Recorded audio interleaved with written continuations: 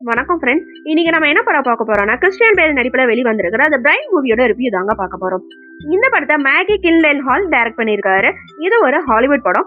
வழக்கமான பிராங்கென்ஸ்டைன் கதையை நம்ம நிறைய பார்த்திருக்கோம். ஆனா இதுல கொஞ்சம் வித்தியாசமான கோணத்துல கதையை சொல்ல முயற்சி பண்ணியிருக்காங்க. கதையோட ஆரம்பமே 1930ல நடக்குது.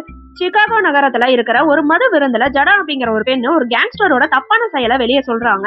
இதனால கோபமான அந்த கும்பல் ஜடாவை தாக்க முற்படும் போது ஜடா படிக்கட்டுல இருந்து விழுந்து இறந்து போயிடுறாங்க.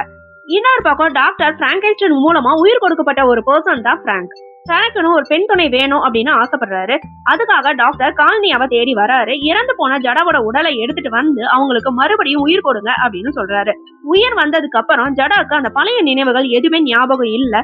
பிராங்க் ஜடா மேல ரொம்ப அன்பு கட்டுறாரு. ஆனா ஜடா இந்த உலகத்தை புதுசா பார்க்க ஆரம்பிக்கிறாங்க. அங்க இருந்துதான் பிரச்சனையே ஆரம்பமாகுது. கிறிஸ்டியன் பேல் பத்தி சொல்லி ஆகணும். தமிழ் சினிமால எப்படி விக்ரமோ அதே மாதிரி ஹாலிவுட்ல உடல் எடையை ஏத்துறது இறக்குறதுன்னு கேரக்டருக்காக எதையும் செய்யற ஒரு ஆளிவர். டார்க் நைட் படத்துல மேகி கில்டென்ஹால் கூட நடிச்ச இவர் இப்ப இவரோட டைரக்ஷன்லயே நடிச்சிருக்காரு. பிராங்கென்ஸ்டைன் உருவத்துக்காக இவர் போட்டிருக்கிற மேக்கப் மிரட்டலா இருக்கு.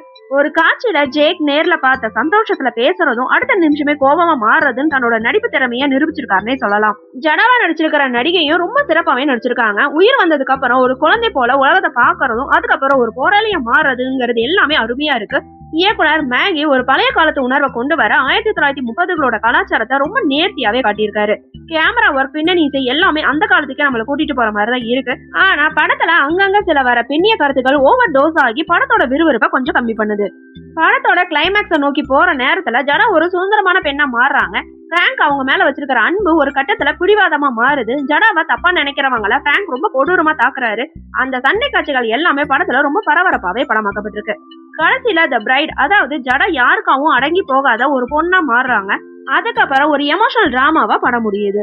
ஆக மொத்தத்துல த பிரைட் எப்படி இருக்குன்னு கேட்டீங்கன்னா, மேடை அலங்காரம் ரொம்ப அழகா இருக்கு. ஆனா சாப்பாடுல உப்பு கம்மிங்கிற மாதிரி கதையில விறுவிறுப்பு கொஞ்சம் கம்மியா தான் இருக்கு. பிராங்கென்ஸ்டைன் கதையை ஒரு பெண்ணிய கோணத்துல பாக்கணும்னு நினைக்கிறவங்க கண்டிப்பா இந்த படத்தை மிஸ் பண்ணாம பாருங்க. கிறிஸ்டியன் பேலோட நடிப்புக்காக தாராளமா இந்த படத்தை பார்க்கலாம். ஓகே ஃப்ரெண்ட்ஸ், நெக்ஸ்ட் வீடியோல பார்க்கலாம். இந்த வீடியோ உங்களுக்கு பிடிச்சிருந்தா லைக், ஷேர், சப்ஸ்கிரைப் பண்ணுங்க. தேங்க்யூ.